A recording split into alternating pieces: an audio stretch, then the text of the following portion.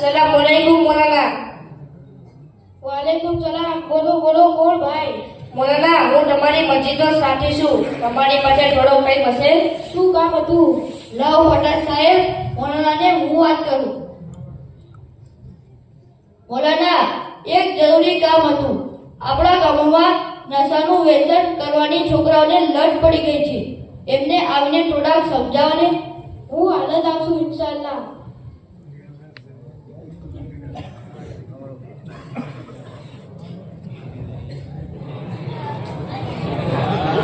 મૌલાના આવી ગયા?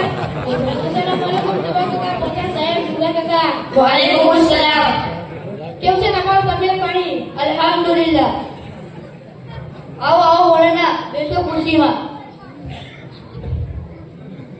ઓહો જીવા કાકા, તમે પણ આજ મુલાના ઘરે? મૌલાના, આ નૂરો તો મારો નાનપણથી મિત્ર છે. અમે તો સ્કૂલમાં પણ સાથે જ હતા. સ્કૂલમાં તો સાથે, પણ મદ્રસામાં? આ નૂરાએ તો મદ્રસો જોયો જ નથી. હા મૌલાના, આ નૂરાનો છોકરો દિવસમાં બે વાર બાટલી ઠપકારે છે, પૈસાનું પણ પાણી કરે છે અને એના બધાની પણ ખરાબી કરે છે. અરે બેટા, તને આવી ખોટી આદત કોને બનાવી? તું કેવા માણસના હાથે ચડી ગયો? જો બેટા, હર ગામમાં બે તરહના માણસો હોય છે. એક સાચા રસ્તે ચાલવાવાળા અને બીજા ખોટા રસ્તે ચાલવાવાળા.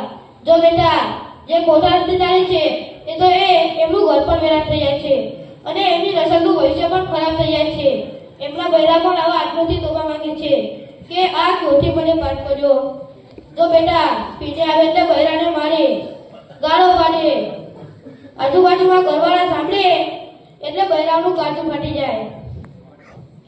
જો એક વાર સાંભળો, આપણા બૈરાને ખાવા ના મળે તો ચાલે, પણ ઘરના ઝઘડા આજુબાજુ વાળા સાંભળે એ તો એમના માટે મોટી મુસીબતના બરાબર છે, કેમ કે એમને ઇજ્જત વાળી હોય છે. અને તમે જોજો કે જે છોકરો નશો કરતો છે એમના ઘરે ઝઘડા જશે અને ગામમાં એમના બૈરાઓની પણ કોઈ ઇજ્જત નથી કરતું. અને એટલા માટે આવા નશો ના કરશો. હદીસમાં આવે છે કે નશો કરવો હોય તો તમાકુ લેવું લીધો છે.